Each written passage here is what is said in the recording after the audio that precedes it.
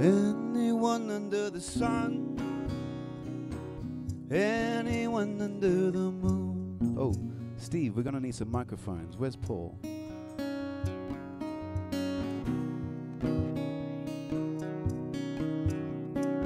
All right, the sing-along goes, anyone under the sun. So it goes, anyone under the sun, and then anyone under the moon. Anyone under the moon. I send my love out to you. I hope you feel some loving soon. Anyone under the sun, anyone under the moon. I send my love. I send my love out to you. I hope you feel some loving. Hope you feel some loving soon.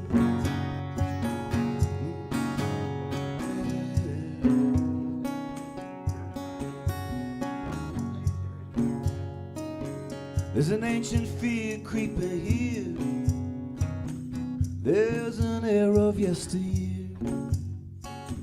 It may never disappear. Let's draw these lines so very clear. Anyone under the sun, anyone under the moon. I send my love out to you. I hope you feel some loving soon. They know just how to make us fight. Our evolution's black and white.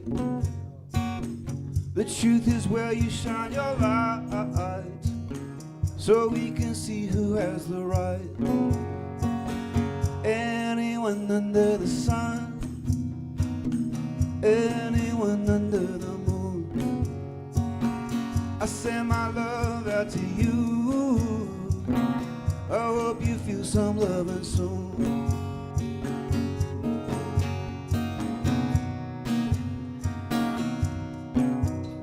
Let's put our hands together. Yeah.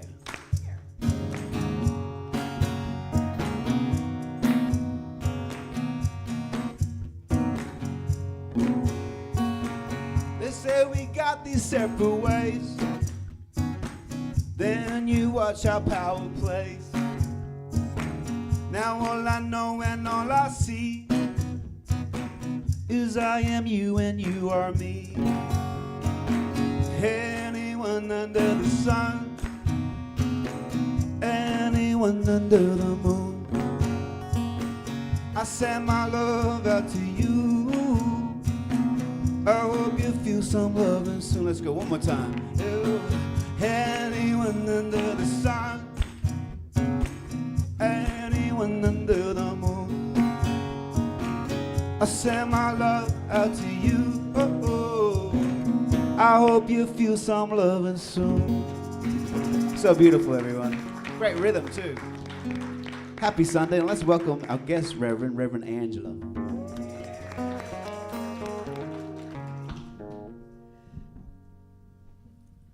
Good morning. I'm Reverend Laura DiDonato, your practitioner of the morning. I would like to start with, we got a couple new people, even if it's just 1 or 2 weeks. We still need to give each other a spiritual hug. So let's turn to our neighbor next to us and wish them a good morning.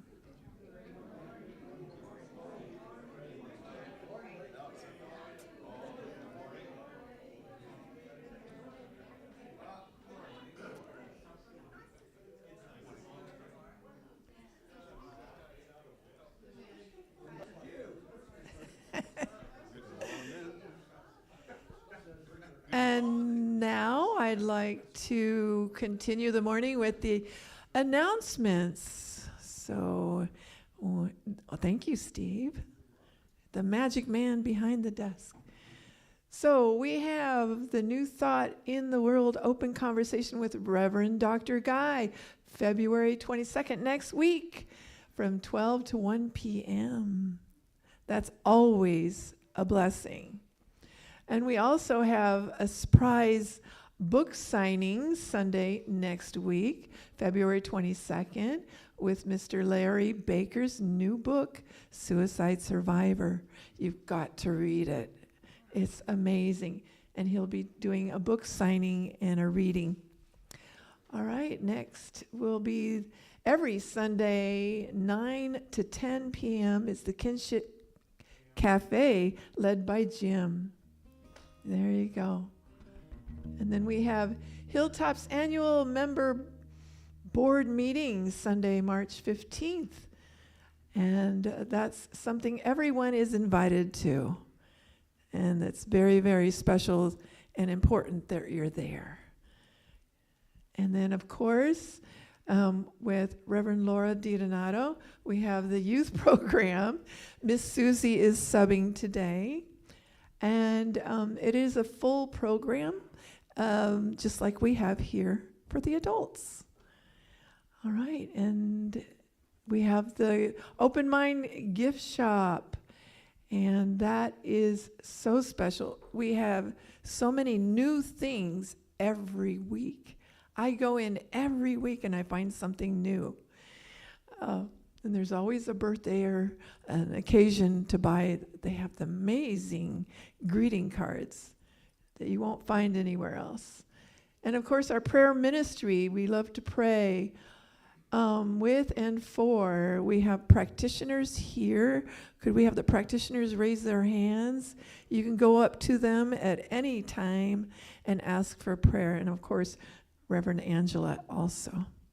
All right. And we have a prayer circle right after the church service. Once you've gotten your food and about 10 minutes goes by, I'll meet you in the Emerson room right next to the kitchen. All right. Now, let's get comfortable in our seats. Spine very straight, just like a river, so spirit can flow right through. 2 feet on the ground. Let's take a nice deep breath.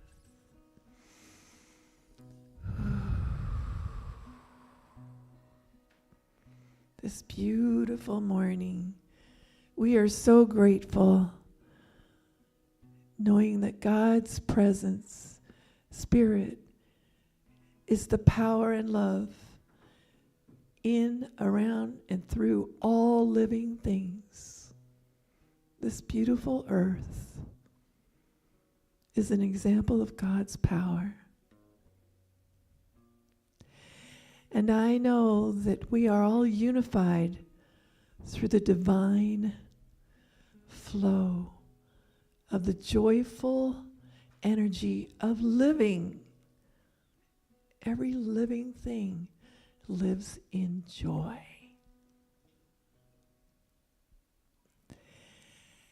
And we know that there is no past, no future.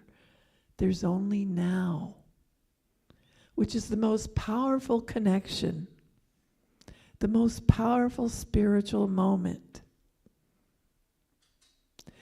where we are able to heal, where we find peace of mind, where we know that we are led to that path. We are led and guided to the place where we can grow in abundance and health and prosperity. And we know that as we clear out all the clutter from the past, it opens the door.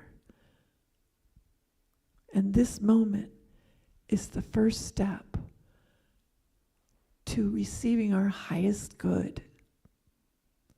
And we are so blessed this morning to have Reverend Angela Geary and her wisdom, always amazing. And then we have Lee Coulter with his multi-talented music, amazing. And then Jim, always adding the heartbeat behind the music. And together we release into the law of divine mind. And together we say, and so it is. Amen and aho, which means my prayer is your prayer.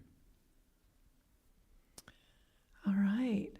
Our quote this morning by Louis Schwartzberg. Say that 3 times real fast. Someone actually tried it. You think that this is just another day in your life. It is not just another day. It is the one day that is given to you today. It is given to you as a gift. It's the only gift that you have right now. And the appropriate response is gratefulness. We're going to move into a 3-minute contemplation or meditation. And instead of the grocery list, it would behoove everyone if we all filled this room with the highest good. So in this moment, we're going to take 3 deep breaths to center ourselves and ground ourselves. So as we breathe in, is God is. As we exhale, I am. Here we go. God is.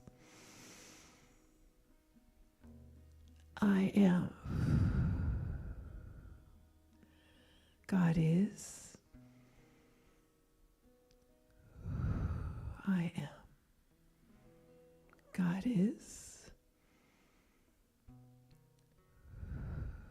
I am.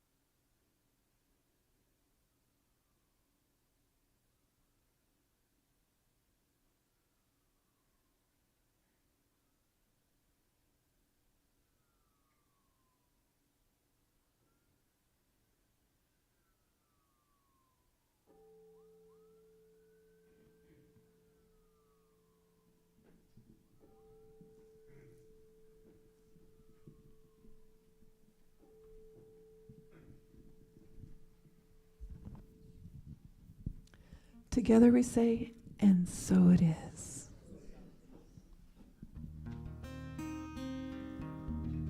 So a lot of people are celebrating love this weekend.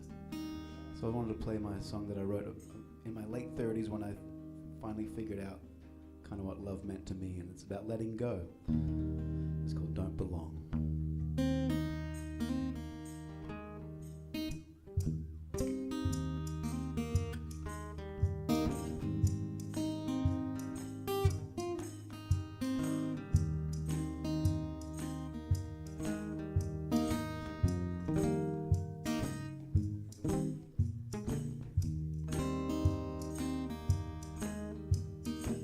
She loves to wander near and far.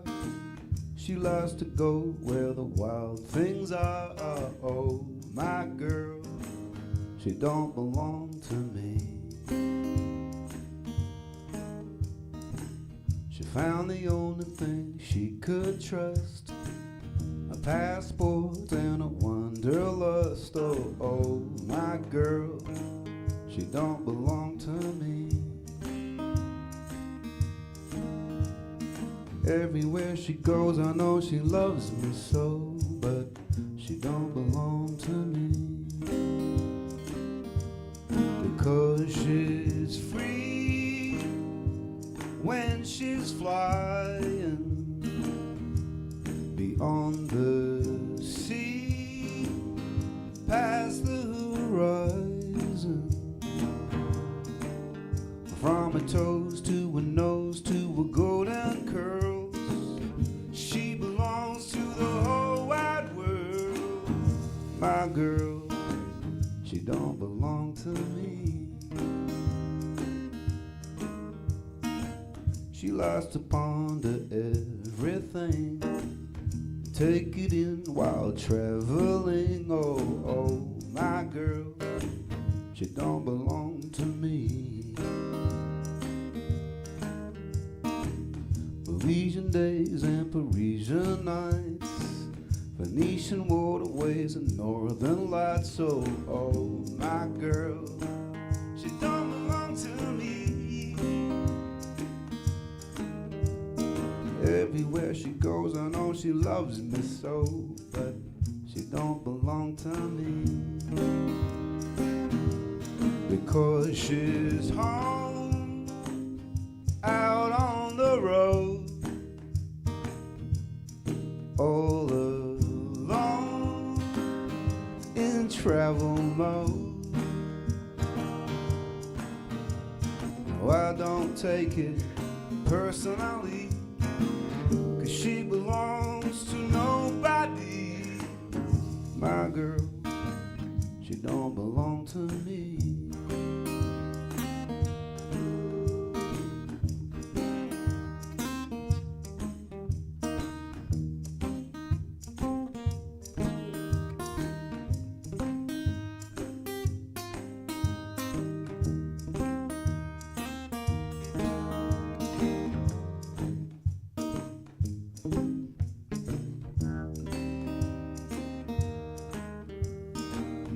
Town to town and coast to coast, she tells me I'm the one that she loves the most. Oh, oh, my girl, she don't belong to me. On a plane or a train or a boat or a bus every day, I know she's choosing us. Oh, oh, my girl, she don't belong to me. Everywhere she goes, I know she loves me so, because she don't belong to me. Everywhere she goes, I know she loves me so, because she don't belong to me. Everywhere she goes, I know she loves me so, because she don't belong to me.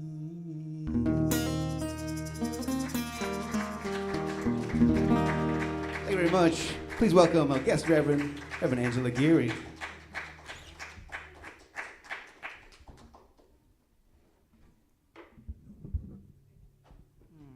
Morning, everybody. Good to see you. Let me get my notes together here before I start. So nice. So nice to be together in the love and in the beauty that happens where two or more of us are gathered in Spirit's name, whatever that is for us. You know, Reverend Guy spoke of resonance, being in the resonance, that pulse of the universe. And that resonance that happens when we come together in spiritual community to love, to serve, to share, to listen, to sing, to pray. It's a beautiful thing, really is. All right. So since I last saw you, I think it was in November, my dear mom made her transition. I know. And it's a tough one. No matter how old we are, I think, you know, that's our mom. And I had a special connection with my mom. I was her minister also. Those were her words. At COVID, I started to do my Sunday services gatherings on Zoom, and I've continued that when I'm not here or at another church. That's what I'm doing, and my mom was one of our congregants, and everybody sort of fell in love with her. So there's a missing there and an ache, and I know you all know about loss. And one of the things that really has struck me through this journey and this process, particularly in those beginning days, was the power of love, the force that love is. The love that I received and continue to receive from so many, you know, from the compassionate rep at British Airways, when I tried to get a plane out the next day, got me on a flight from San Diego to London, Heathrow, with so much compassion.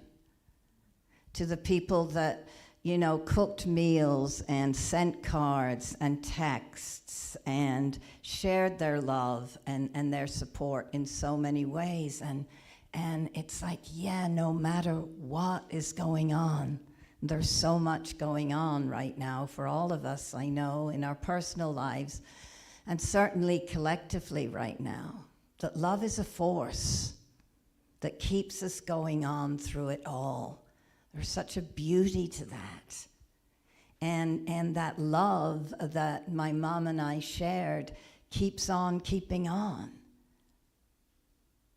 Her physical body is not here. The love is so present, so present. It's a healing power, the force of love. I know Rev Guy talked about that.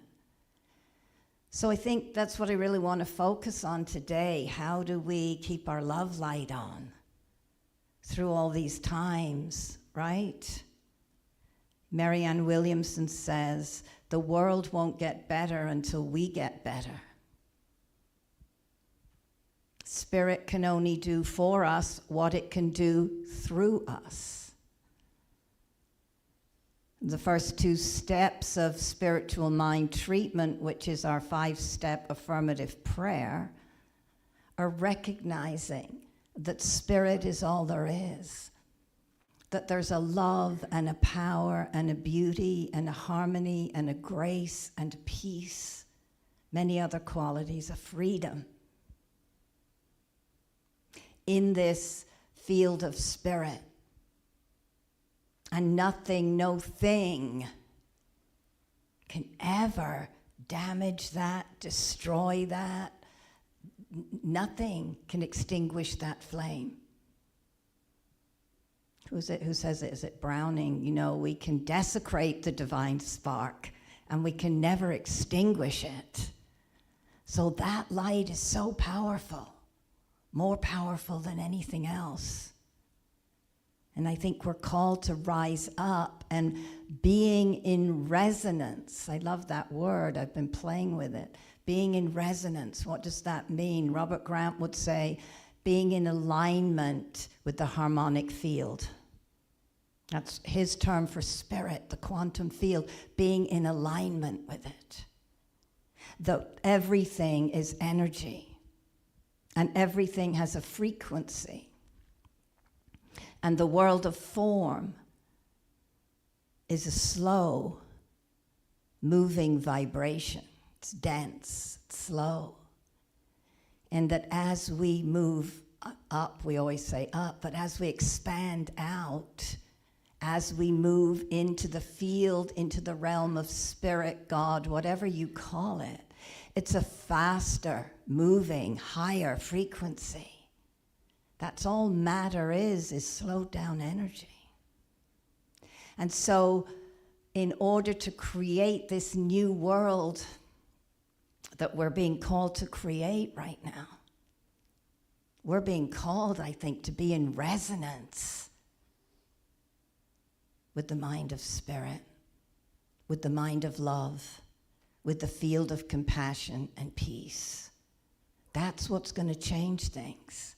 That's what's going to shift things. Consciousness precedes form.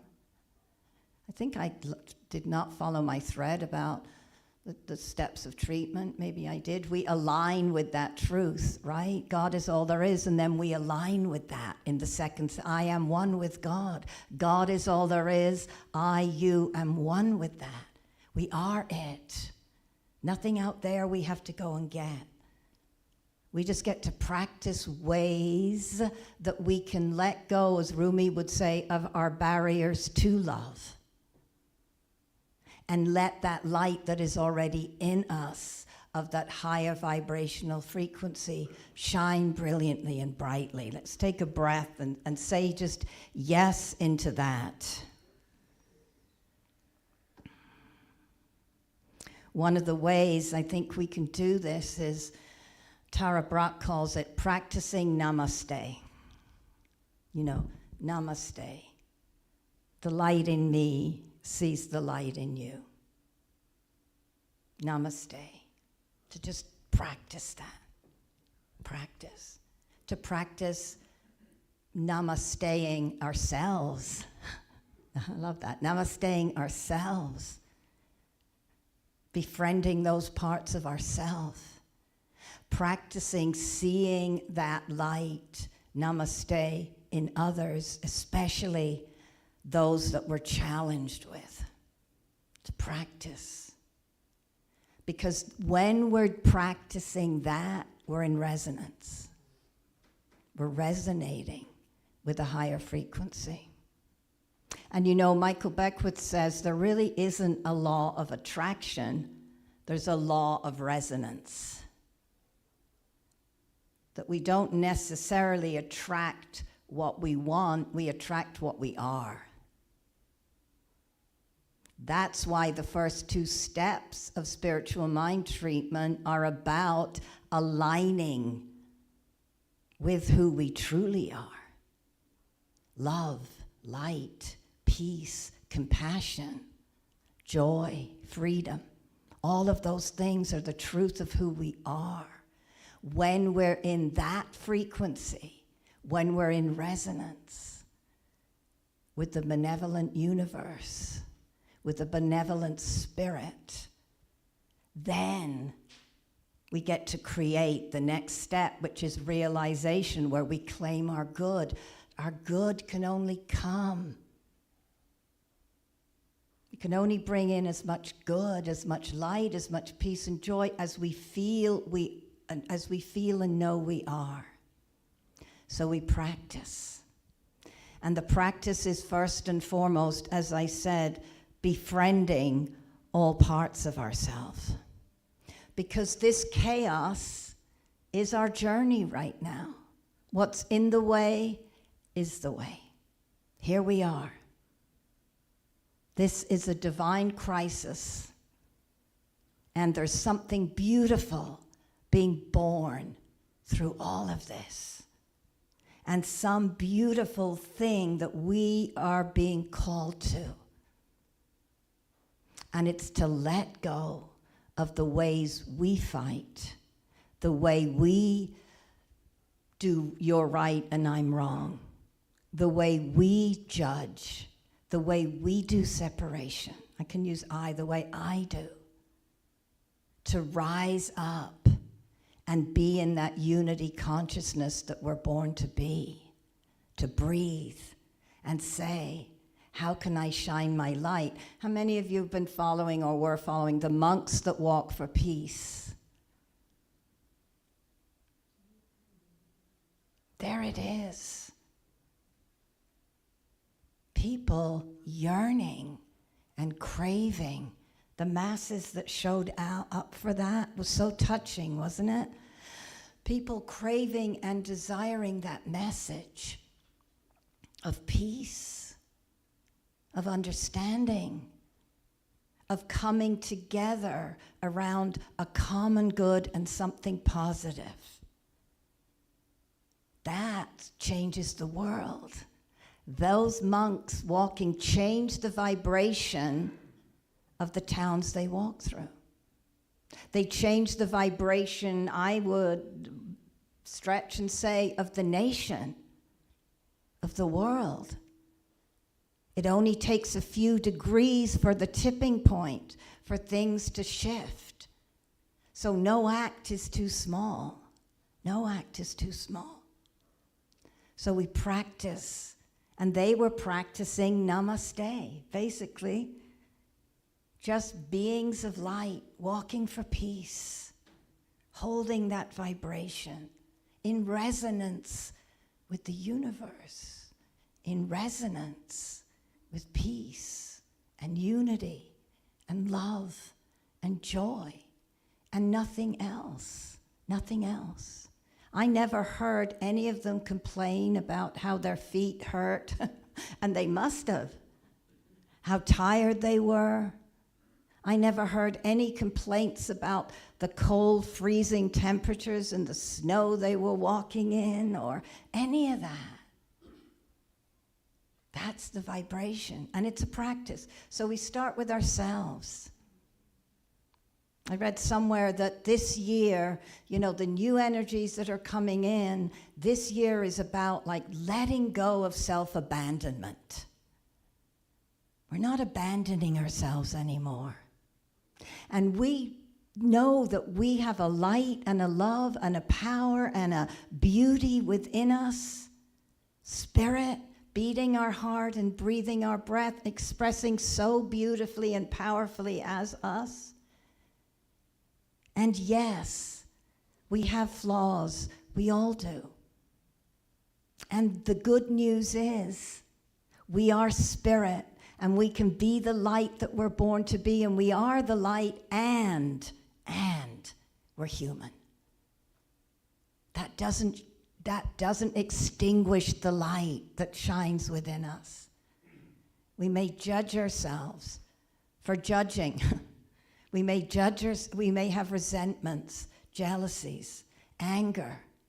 We may have fear going on.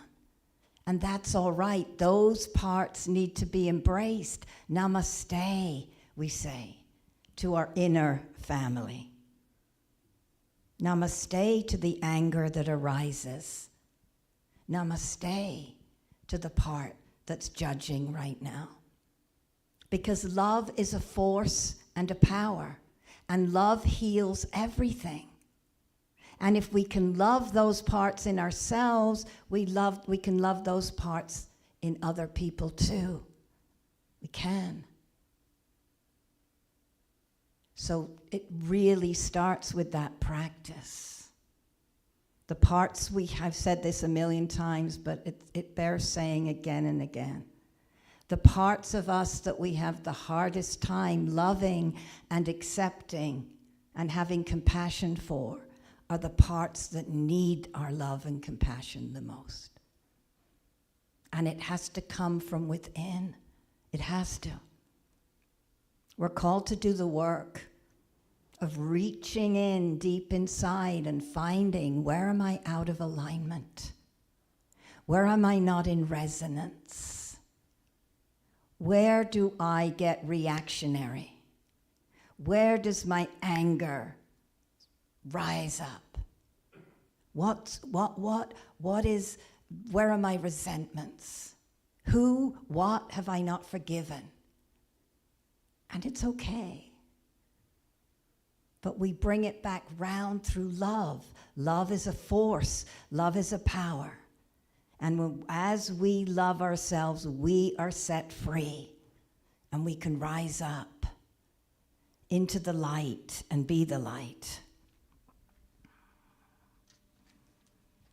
You know, it's so easy, right, to get caught up in they're right and they're wrong. Sorry, no, they're never right. They're wrong and I'm right. There's a funny little story. I may have told it before, but just that about this, that a teacher is teaching a kindergarten or first grade class, and she's talking about whales and how whales can't swallow humans. And one little girl puts her hand up and says, well, Jonah was swallowed by a whale. And the teacher said, I don't think so. I don't think that, really happened. The little girl said, yeah, Jonah, they went back and forth. Jonah was swallowed by a whale. And the teacher sort of left it with, the little girl said to the teacher, well, when I go to heaven, I'm going to ask Jonah if he was swallowed by a whale. And the teacher said, well, we don't know that Jonah's in heaven. And the little girl said, then you can ask him.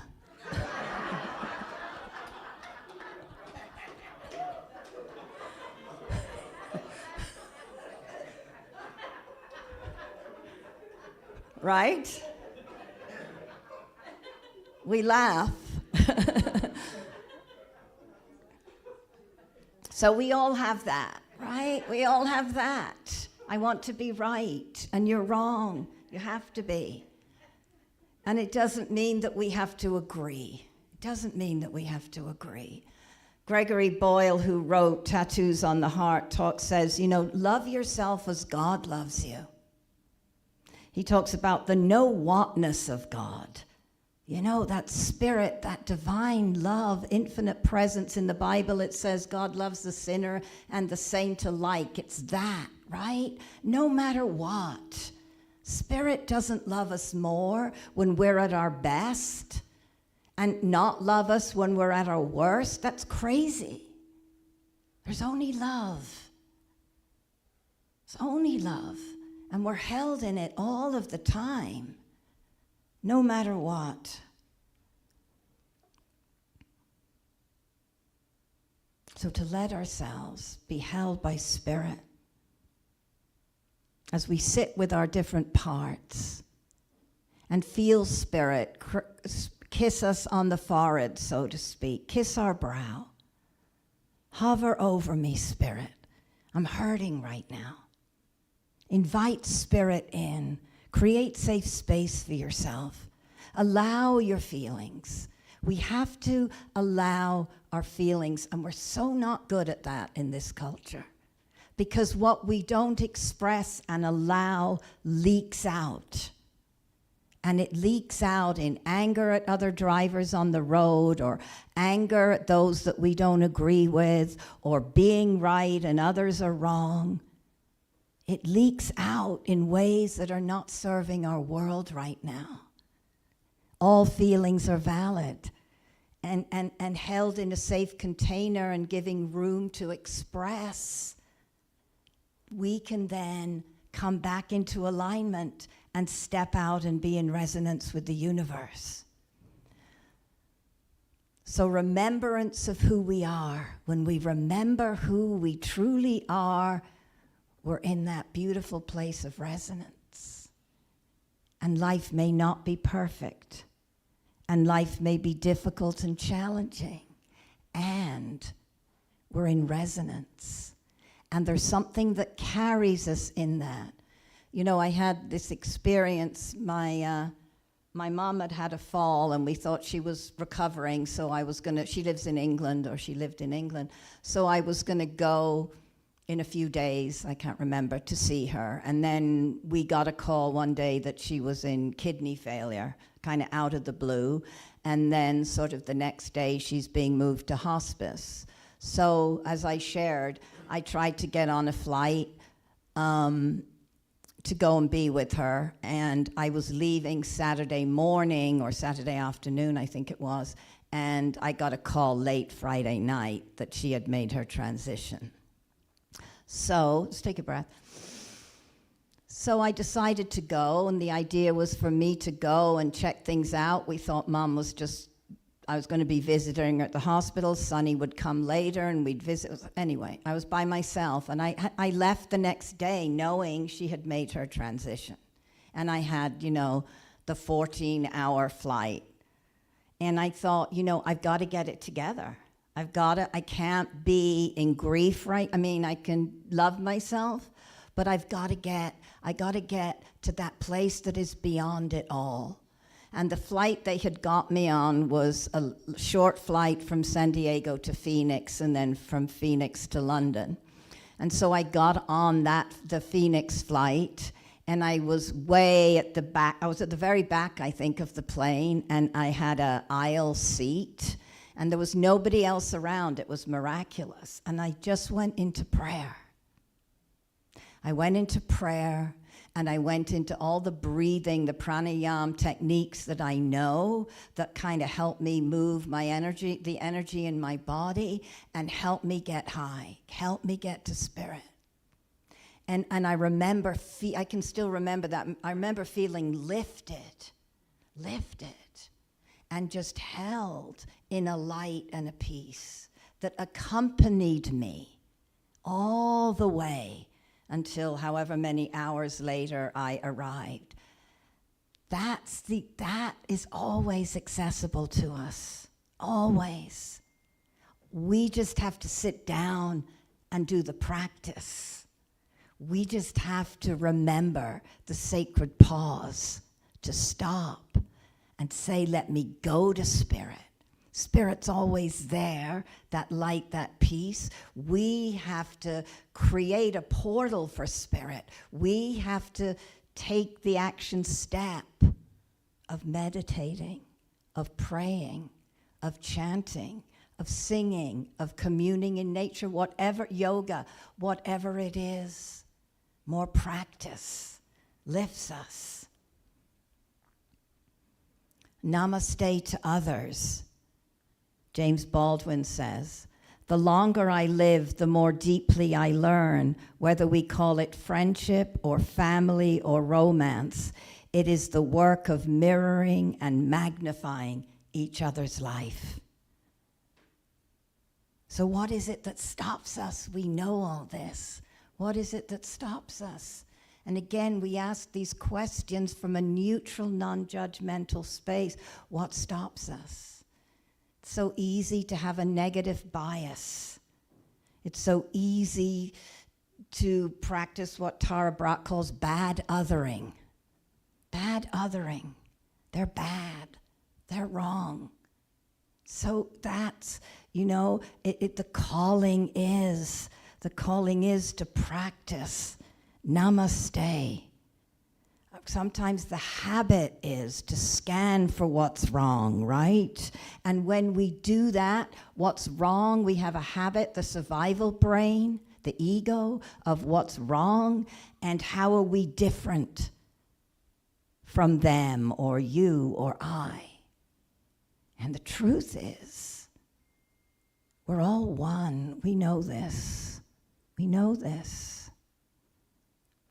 There's a wonderful story that, is that one I want to go? That Terry Dobson was one of the first Westerners that learned the art of Aikido from the original Aikido master in Japan. And as a young man, he went to study in Japan, in Tokyo. And he tells the story of being on a train. He had some basic teachings in Aikido, which is the art of reconciliation. And Aikido's creed is whoever, let me make sure I get the languaging right. Whoever has the mind to fight has broken their connection with the universe. Whoever has the mind to fight has broken their connection with the universe. Let's breathe. We're all doing great. And as we know, that fighting can go on inside us. That fighting can go on the outside. That fighting can go on with family, with friends, with community, with other drivers. We know. Has broken their connection with the universe. Has broken that resonance that we're speaking of. Has broken that. Fighting is not in resonance with the harmonic field. And he tells a story of getting on a really crowded train in Tokyo. And a big, burly, kind of scruffy-looking, dirty, very drunk man gets on. And he's being kind of loud and obnoxious. And he's pushing into people, and he pushed somebody, fell onto the lap of another, and he sort of pushed a mother holding a child, and he was just being really big disturbance.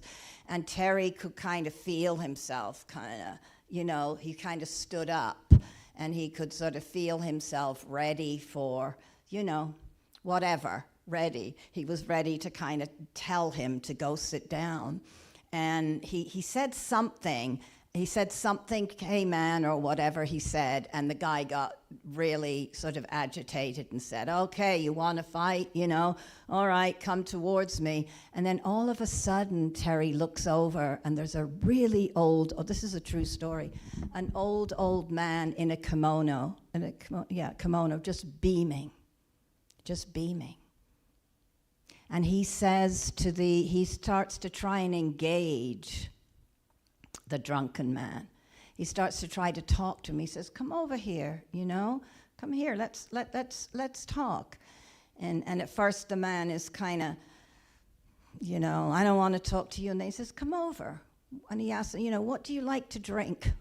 Obviously he picked a topic that he thought would be, what do you like to drink? And the man came over, and already things started to kind of soften. And the old man said to him, he said, my wife, I guess the man said sake. And the Japanese guy in the kimono said, oh, my wife and I used to love to drink sake under the persimmon tree. And he said, oh, I bet you have, and the man said, I bet you have a lovely wife. And the guy in the kimono said, no, my wife died last year. And he said the man's demeanor just changed completely. And he started crying. And he said, I have no wife. I have no family. I have no house. I have no job. I've lost everything. And he was sobbing. And as Terry Dobson was, looking at all of this, and as he got off his stop on the train, he said he looked, and the last thing he saw was this drunken man, with his head on the Japanese guy's shoulder. And the Japanese guy is stroking his matted, dirty kind of hair. And what Terry said is, that what he wanted to do with muscle and meanness was done with a few kind words. We never know what's really going on with somebody. Valerie Kaur says, there are no monsters in the world, only deeply wounded people. We look at, the Buddhists have an expression, where is the leg caught in the trap? I think I've shared this story before, but they use the analogy of there's a dog at a fence, and you go over and say, oh, nice doggy, nice, and the dog goes wild, and it's barking and snapping at you, and you kind of think, oh, bad dog, you're not well behaved. And then you look, and you see that one of the dog's legs is caught in a trap. And you realize all that dog wants is love and freedom. Well, humans too have legs caught in a trap, just like the drunk on the train. pain and heartache. And anger and meanness does not help heal that, as depicted by the story. Kind words, the power of love, being in resonance with love and compassion and peace, heal that. Because the goal was to quieten the guy down and not have him be such a disturbance on the train. And that happened. That happened. You take a breath. It's a lovely story, isn't it? So what we practice grows stronger. If we practice judgment, it gets stronger. If we practice separation or seeing separation, it gets stronger. It's a practice to keep coming back to see no strangers. We're all one love, one heart.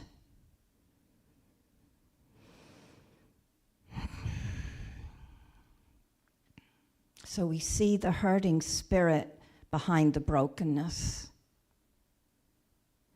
Because what we know is anyone that is not in resonance is hooked into a system that they believe is real. We've all been conditioned. We've all come up with conditioning and false beliefs and doubts and fears. And those that are acting out in the world, those that are believing certain things, they're hooked into a system that they believe is real, a system of separation, a system of anger, a system of me first, a system of they're wrong and I'm right. They're hooked into that system, what they believe in. And when we come back with hate, we're just hooked into the same system. We're just hooked into that same system. And that's where we keep swirling around, right? That's where the invitation is to rise up.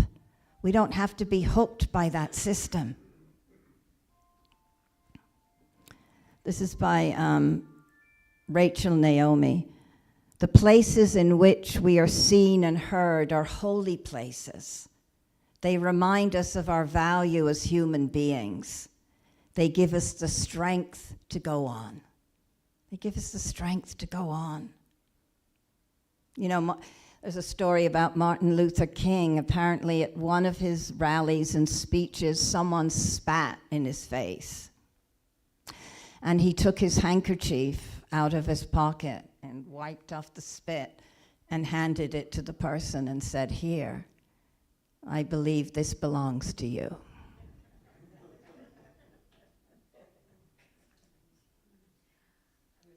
You know, it's the same thing as the Buddha at one of his many, talks, Dharma talks. There was some guy heckling him. He used to follow him round, apparently, and heckle and judge and criticize and throw insults at him wherever he went. And the Buddha just never responded, or let alone reacted.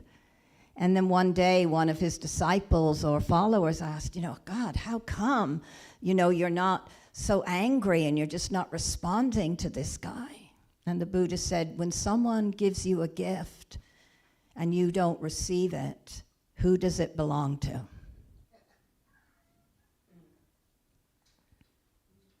Who does it belong to? And give it back. The monks, our lovely monks who were walking for peace, came across fundamental Christian, bless everybody and bless them all. And this one, they had one in particular. Well, I don't know if any of you saw that, was talking to the head monk and saying, they had Jesus Christ is your Savior. Well, this guy was like, but it's Jesus Christ, and that's the way. And the monk just kept saying, we're just walking for peace. We just want peace. And the guy was saying, I'm so concerned about you. If you don't follow Jesus' way, you're going to hell. And I care about you, and I'm really concerned. And the monk just kept saying, with that little benevolent, monk-like cheruby face that, I just want peace. We're just here for peace. Peace is universal. We don't have to get into it. We just stand. The monk just stood in the resonance of peace. He walked his talk. They walked their talk. And the other thing that actually really struck me about that whole interaction is, the truth is that Christian person, that man, he was coming from love. He was hooked into a system that believed that. He genuinely believed that. And he was genuinely concerned for these beautiful monks that they were going to go to hell. Now, we may not agree with that, but that's love. There was a loving intention behind that. So let's take a breath. So I think as we start to look from this place, we're able to look with more loving eyes, with more understanding, with more compassion. So we practice. I've already said self-purification. We look at our own barriers to love and judgments.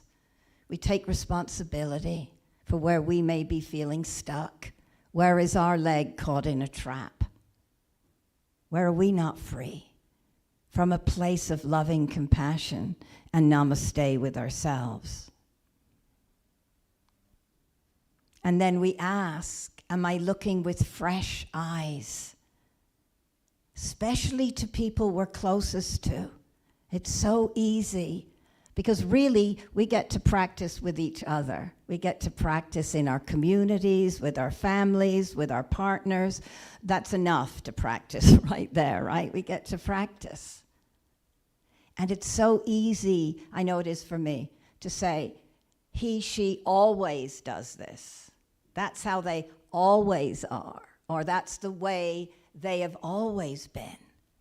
And yet, we are being made anew in each moment. We're different. And so, we die to each other daily. What we know of other people is only our memory of the moments during which we knew them. And they have changed since then. To pretend that they and we are the same is a useful and convenient social convention which must sometimes be broken. We must also remember that at every meeting, we are meeting a stranger. T.S. Eliot. At every meeting. That's a beautiful practice. How do we practice? Because you all know everything I'm talking about. You all know. We're just resonating with truth. We all say it slightly differently. How do we practice? That's really more what I'm interested in these days. How do we practice? Seeing people afresh and with new eyes, and being willing to see ourselves afresh and anew with new eyes. I'm not who I was yesterday or even an hour ago. I'm willing to see anew, right?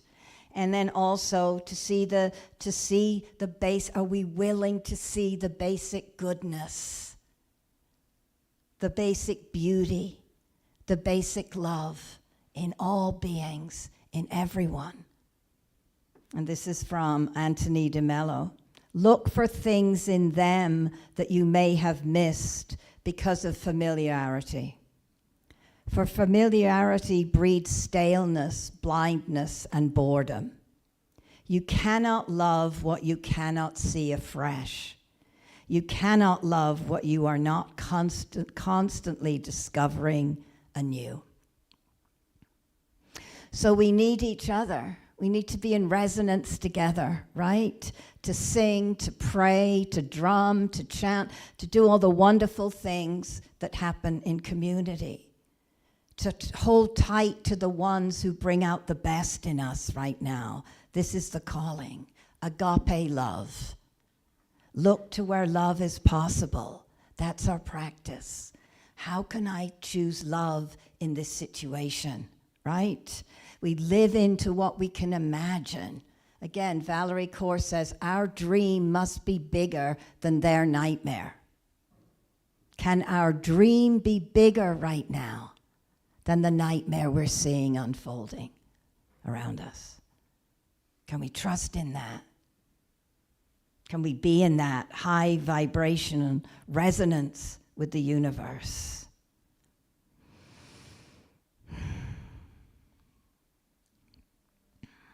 We ask, not so much, what can I do? What can I be? What can I be? What can I be in this situation? And from there, we will know if and what to do. But what can I be? Can we be that transmission of energy? Can we practice being in resonance? That echo, that slight slowing down of the harmonic field of peace and love and joy. And can we be the light chasers that we're born to be in a world that really needs us to hold space for that? So let's move in to a quick prayer to anchor that in. You breathe in one love, one power, one presence, recognizing spirit is an energy. This universe has a resonance to it. We feel into its love, its light, its wisdom, its beauty, its harmony, its grace, and we recognize it shining forth as all creations and all beings. Shining forth as me, shining forth as each and every one. This is our first place to practice. Can I practice namaste? Even though this person is heavily disguised right now, even though everything about what they're doing and saying and acting and believing is anything unlike that, can I see the basic goodness? Can I know that that light lives somewhere in them?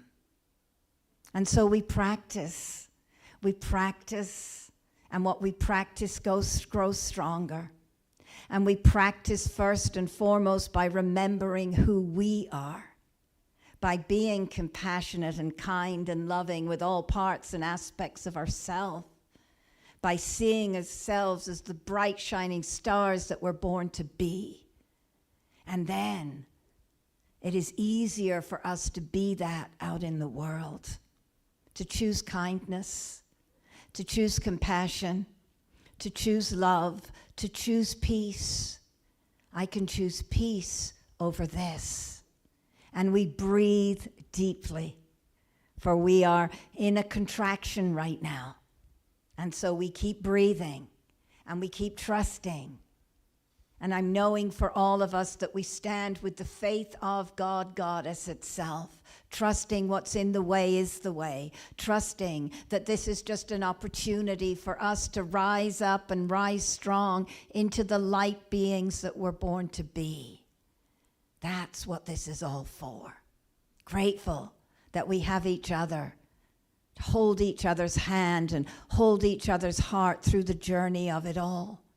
To remember that through the grief and through the anger and through the fear and through the confusion and through the turmoil, love rises up. And to trust in that mighty force that love is. And peace, that peace that surpasses all understanding, is always available. Thank you, Spirit, for the knowing of these truths. Thank you for the remembering that peace begins within me, within each and every one.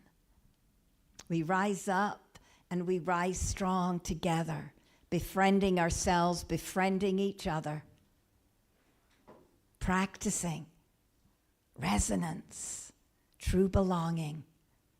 I let it rest, I release it all to the very soul of the universe, knowing this prayer is already answered. I let it be, and so it is. Amen. And namaste.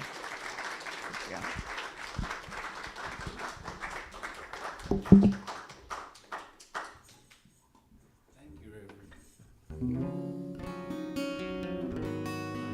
Right, this is a song about choosing love. If I were the sea, I would love to see you smile at me. Walk the shore a mile with me. If I were the trees, I would love to shade you with my leaves, or clean the air for you to breathe. If I were you, I would love, I would love, I would love. Sing that with me. I would love, I would love, I would love. I would love, I would love, I would love. If I were a song, I would love to be a symphony, all together in harmony. If I were the earth, I would love to give you all that you need, but you keep taking more from me. If I were you, I would love, I would love, I would love. I would love, I would love, I would love. I would love, I would love, I would love. Should it be so bad to want to do something good when this world tries to bring us down? I would love, I would love, I would love. I would love, I would love, I would love. If I were a book, I would love to educate the youth. Open minds just by telling the truth.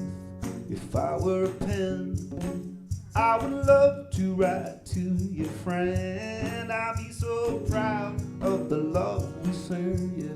If I were you, oh, I would love, I would love, I would love. I would love, I would love, I would love. I would love, I would love, I would love. Should it be so bad to want to do something good when this life tries to bring me down? I would love, I would love, I would love. I would love, I would love, I would love. I would love, I would love, I would love. True story.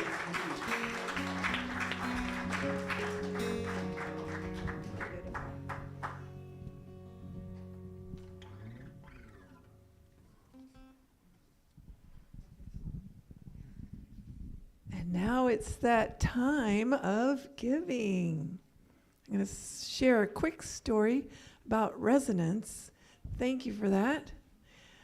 Yesterday, after teaching an adult tap class at noon, I found out everybody was busy for Valentine's Day. So I set up a resonance of loving myself for the day. So I planned to go to Lakeshore Learning to get some lamination done for the youth program. And after I was done laminating, the manager walks up and says, "You can have that for free." I went, "Thank you." I was happy to pay, and I thought, wow, what a way to start the day.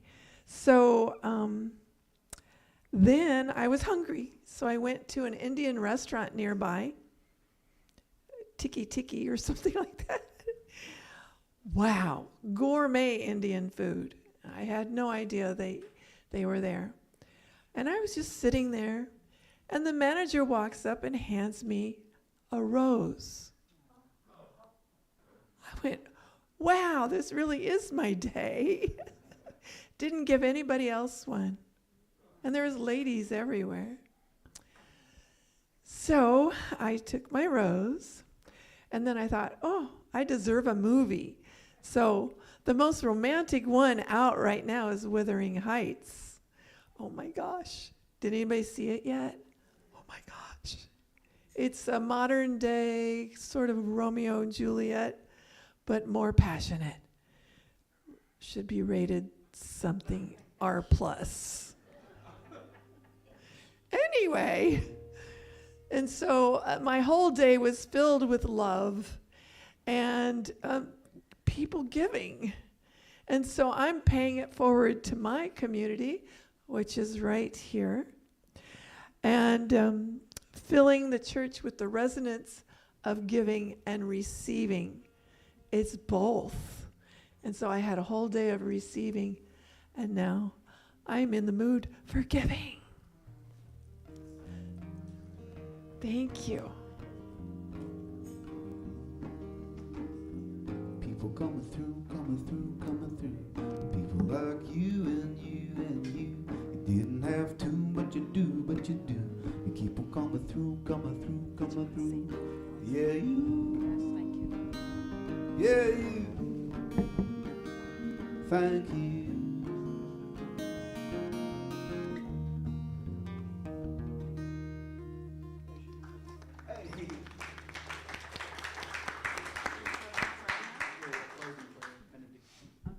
No announcements? Oh, you did? God, where was I? Okay. All right, everybody. What a wonderful morning we've had together. Thank you, Lee and Jim. Yeah. Thank you, Laura. Thanks, everybody. All right. So let's just anchor it all in one more time. Let's take 3 deep breaths together. In through the nose and out through the mouth. In through the nose, if you want to. In through the nose and out through the mouth. In through the nose and out through the mouth. In through the nose and out through the mouth. Breathing. So important, the breath. One breath, one love, one power, one presence. And we have anchored into it in a high way today. So how grateful I am for this Hilltop community, for each bright, dear soul that is here, and all members and practitioners, and for Reverend Guy. Grateful that we come together in sacred community to remember who we are. We get to practice shining our love light here. So we go forth being those transmitters of high vibration energy and calling forth to us all that is beautiful and true and good. Thank you, Spirit, for this day, for all the blessings. How grateful we are. And so it is. Amen. This song's about listening to women. We're in the age of this. It's called Boss Señorita.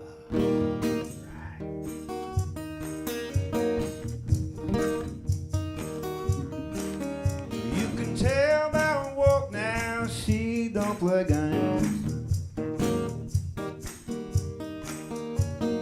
She don't take no numbers, she's just taking names. Well, you best be careful if you try your luck, because she'll blow your mind, but she'll lose your brain. She don't need no lover to pay no electric bill, no. Don't worry about her business, she's gonna seal that deal. You're too scared to approach her. I don't know how you feel. If you're too scared to approach her, then I guess I will. She's got that old time swagger with that new school touch. It's not if you love her, it's just how much. She don't want no bad boy or boy toy either. Just some respect for a boss señorita. Don't give her no lie, man, she's heard it all before. Show her something true, or she'll show you the door. You gotta treat her like a person, not another score. You leave your pride in pieces and your jaw on the floor. She's got that old time swagger with that new school touch. It's not if you love her, it's just how much. She don't want no bad boy toy either. Just some respect for a boss señorita.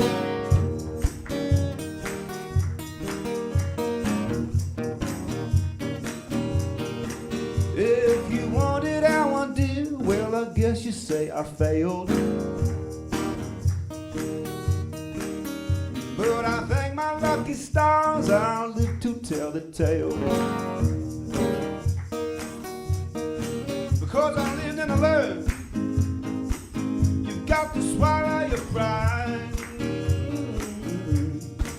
Because every woman has got that boss inside. She's got that old time swagger with that new school touch. It's not if you love her, it's just how much. She don't want no bad boy toy either. Just some respect for a boss señorita.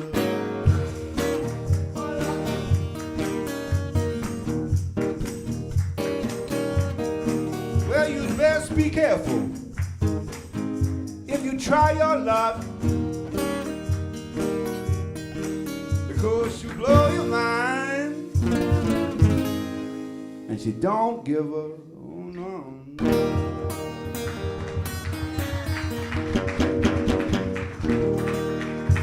Happy Sunday, everybody. Much love.